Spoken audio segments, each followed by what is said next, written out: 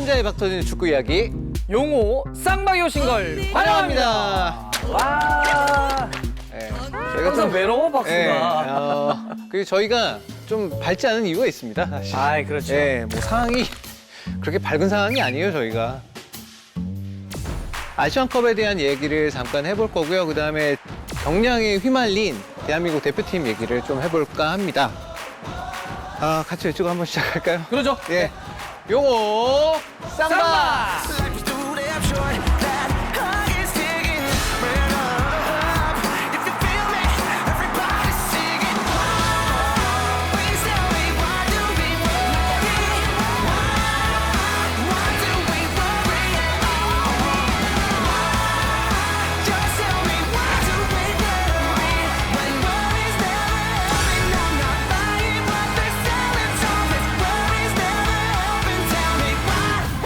사실 카타르 대표팀이 저는 이번에 우승하지 못할 줄 알았어요.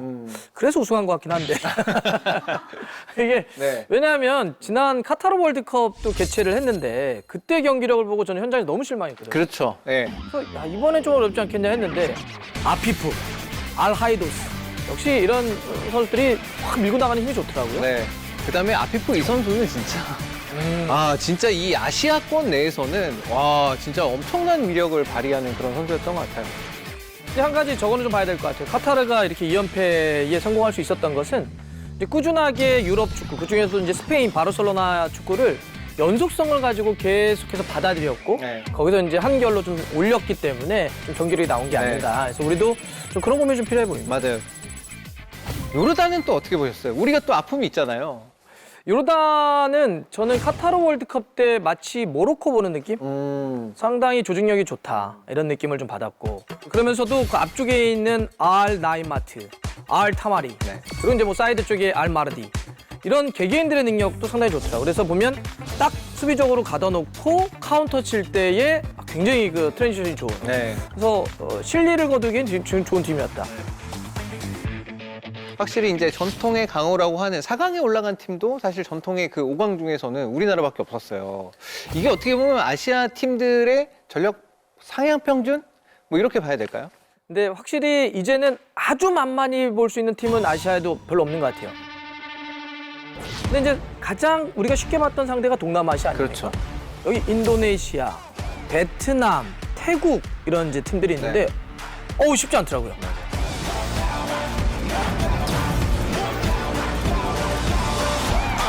Nothing's impossible. We on top of the world, top of the world. 일단 그 전에부터 제가 먼저 앞으로 대표팀을 계속 할 수 있을지에 대해서 생각을 해봐야 될 것 같아요. 감독님께서 저를 더 이상 생각 안 하실 수도 있고. 지금도 다시 생각하면 너무 마음이 아프고 눈물이 날 것 같은데 너무 마음이 아픕니다. 하지만 선수들 최선 다했고 끝까지 응원해주셔서 감사합니다. Yeah, I still think it was a successful tournament going into the final four. Obviously, we wanted to win, like all of you. 이번 대회에서 한국팀 어떻게 평가하시나요? 못했죠. 일단 우리가 월드컵이 아니잖아요.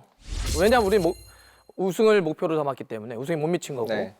또 하나는 그거보다 더 큰 거는 내용이 너무 안 좋았다는 거예요. 우리가 아시안컵 본선에서 6경기를 이 정도로 못하는 대회가 있나? 싶을 정도로. 너무 많아요. 실점은 많고 이 화려한 멤버들에서 네. 경기력은 너무 안 좋고 그 김민재 선수의 부재가 물론 4강전에 영향이 있었던 건 사실이지만 우리가 대회를 전반적으로 놓고 봤었을 때 전체적으로 공통적으로 지적되는 상황들 수비적인 부분에서의 실수가 너무 많고 그다음에 미드필더들에게 과중한 부담이 가해졌고 결국 최전방부터 최후방까지 간격이 지나치게 늘어져 있고 그러다 보니 중앙이 거의 활용이 되지 못하는 부분은 이런 어떤 전술적인 부분들이 거의 없다시피 한 게 이번 대회에서의 대표팀 모습이기 때문에 이거는 누구 선수가 있고 없고에 대한 얘기를 할 건 아니라고 봐요, 저도.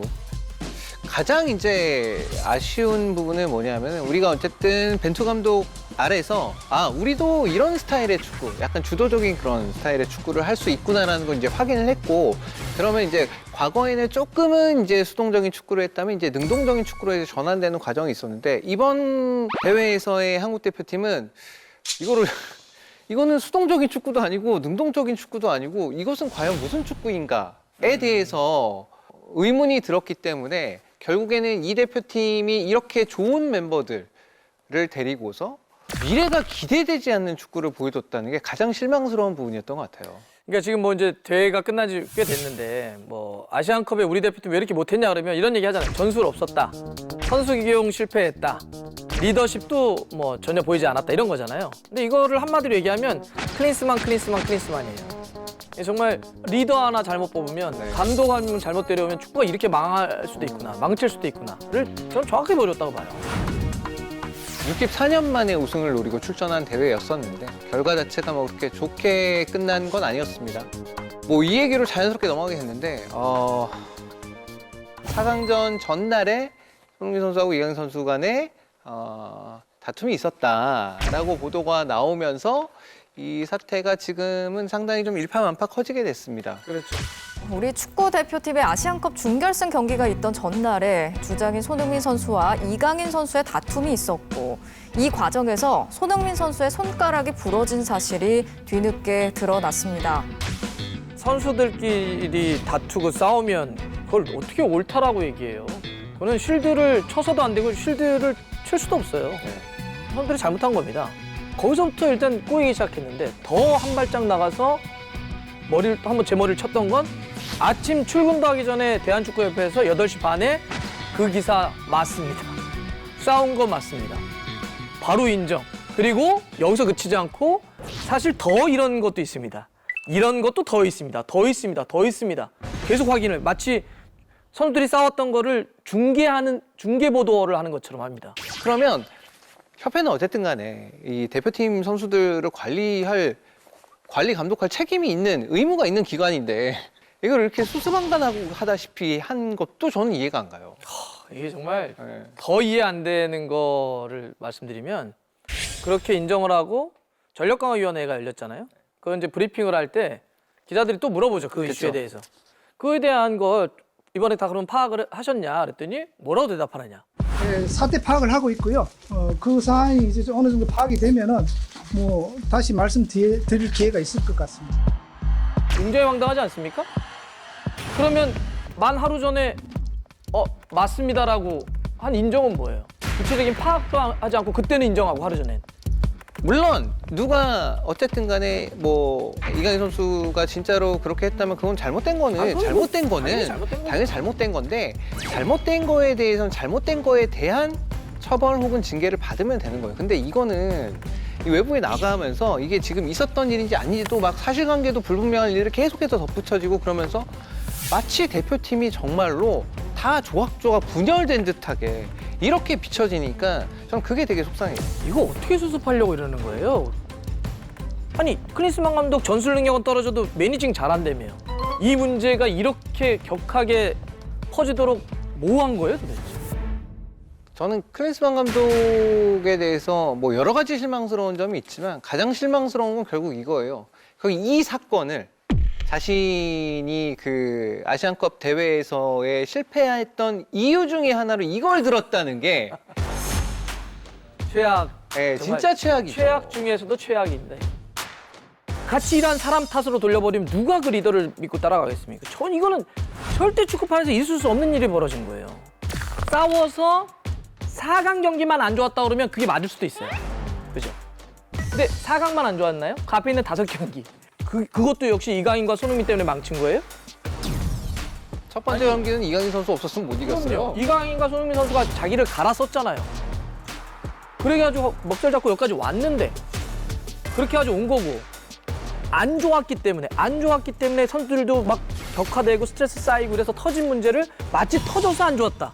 안 좋아서 터진 건데. 그렇죠. 그러니까 원인과 결과를 뒤집는 교묘한 방식이죠. 이건 논리적으로도 성립되지 않아요.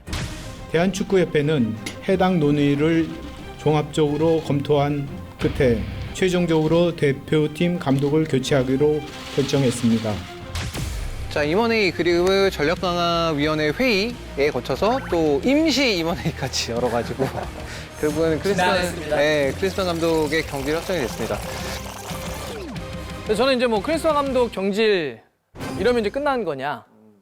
조금 생각은 다릅니다. 그러니까 클린스만 감독을 선임했던 그 과정을 일단 들여다봐야 된다. 네. 그 과정에서의 책임, 과정에서의 문제점을 들여다봐야 똑같은 실수를 반복하지 않으니까. 그래서 두 번째는 좀 본질적으로 저는 사람도 좀 바뀌어야 되지 않나? 그리고 뭐 연임에 대해서 또 관심이 많으신 것 같은데 저는 2018년도 축구협회 그 총회 때 회장 임기를 4년까지 제한하도록 협회 정관을 바꾼 적이 있습니다. 그런데 그 당시 그 대한체육회와 문체부에서 이 조항을 승인하지 않았었습니다. 이후에 이제 대처가 좀 중요할 것 같은데 뭐 어떤 식으로 좀 해야 될까요? 일단 가장 뭐 빠르게 감독을, 정식 감독을 좀 데려와야 되겠죠. 누가 오건 간에 지금 가장 필요한 건 팀 분위기 빨리 추스려야 돼요. 맞아요. 선수단끼리도 그렇고 지금 가장 중요한 어쩌면 팬들과 이 대표팀 사이에서도 그렇고 축구협회는 중심 못 잡고 그러기 때문에 일단 감독이 와서 중심을 선수단부터 확 잡아야 될 것 같아요. 네. 자, 뭐 어쨌든 클린스만 감독하고 우리나라 대표팀과의 인연은 여기까지였습니다. 근데 중요한 게 이제 바로 다음 달 2월이 좀 짧아서 이제 한 달 정도밖에 남지 않았습니다. 이제 태국과 북중 월드컵 지역 예선 2차에서 이제 연전을 좀 치러야 되는 그런 입장입니다. 자칫하다가는 감독이 없이 지금 경기를 칠 수도 있을 것 같아요.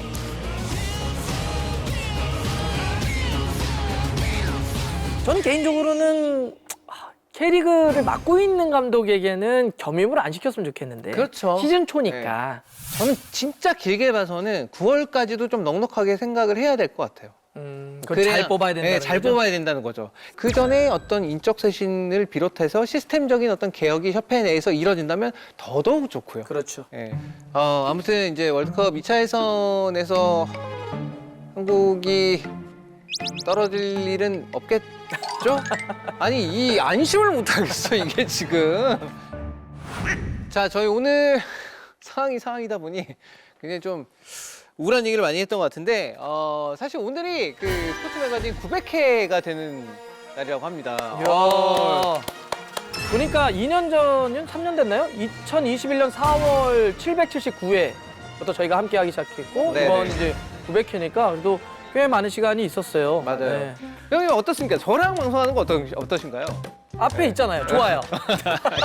아주 좋아요. 알겠습니다. 저는 문성현이랑 방송이 잡혔다. 그 전날부터 싱숭생숭해서 잠을 못 잡니다. 전 이틀 전부터 그래요. 저희가 이제 헛소리들을 많이 하는 거니까 저희가 이만 인사드릴 때가 될 것 같습니다. 월드컵 2차 예선 좋은 결과와 함께 그래. 그렇게 인사를 드릴 수 있었으면 좋겠습니다. 자, 그럼 저희 같이 외쳐보면서 마무리해볼까요? 네. 네. 박펠레, 박문성, 세리박 박찬우의 요 쌍밥! 또 봐요. 안녕. 안녕. 내렸다 장님 깊은 골로 대한 짐승이 내렸다 몸은 얼숭덜숭 꼬리는 잔뜩 한 팔이 넘고 위에 머리 흔들며 전동 같은 앞다리 봉화 같은 뒷발로 양기 찌어지고